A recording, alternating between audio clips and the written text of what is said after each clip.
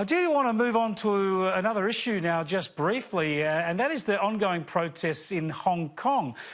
People have been on the streets again this weekend protesting about the influence of Beijing, protesting about their own freedom and autonomy in Hong Kong. And among the many people on the streets today has been the Liberal MP from Victoria, Tim Wilson, federal Liberal MP Tim Wilson. You can have a look here at a picture he's posted of himself on social media protesting in the streets with the people of Hong Kong. This is it, Tim Wilson here, the MP, the member for Goldstein, proud to stand with Hong Kong.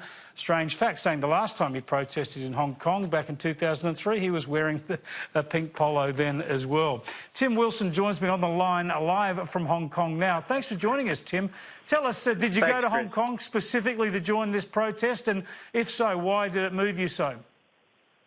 No, the purpose of my visit was to speak at a conference for The Economist magazine about democracy in the region, including in Australia, and some trends. But I had a free day today waiting for a plane and thought I was inspired by a presentation by Joshua Wong yesterday at the same conference talking about the movements in Hong Kong. And so I thought I'd go along and show my support. Doing enough to support the protesters in Hong Kong? Sorry, can you repeat the question? Is Australia, is the government, is your government doing enough to support the protesters in Hong Kong? Well, I mean, ultimately it's an easy decision between governments, but we've made it quite clear that we don't support violence and that we support people's right to protest, and that's the appropriate thing to do, and that's the position of the government, and it's the one that's prosecuted publicly. And so I think that's the appropriate response, is to stand for people's right for freedom to be able to protest and stand up for the type of country they want to be. Well, do you have any concerns that your presence on the street as a member of the governing party here, as a member of the National Parliament, will inflame Beijing in any way, shape or form? I don't think so. I mean, the reality is I'm a member of Parliament. I'm not a minister of the government, and so I'm simply showing my personal support for the position. It wouldn't come as a shock, frankly, to anybody in Beijing either.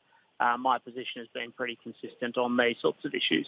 And just on another completely unrelated topic, you must have been perhaps feeling a little bit satisfied that Bill Shorten noted the franking credits as one of the reasons Labor lost the election, you being one of the chief protagonists against Labor's policy. It was incredibly satisfying, and it's a consistent narrative. I'm a bit of a political activist in standing up against bad policy, whether it's franking credits or, in this case, obviously in the case of Hong Kong, it's not comparable, but it's great to see people finally acknowledging the truth, which is this policy was bad policy, not just because it electorally had an impact, but because it had an impact on many Australians as well. Tim Wilson, thanks so much for joining us. Take care.